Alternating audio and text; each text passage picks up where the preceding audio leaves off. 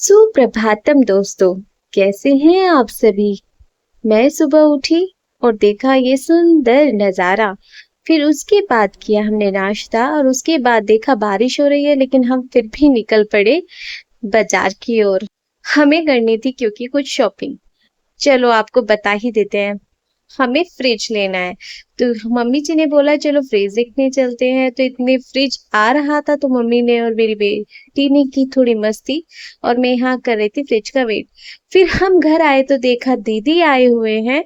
फिर हमने गर्मा गर्म समोसे खाए और एंजॉय किया। फिर आज मेरी बेटी का बर्थडे है। 6 मंथ बर्थडे है।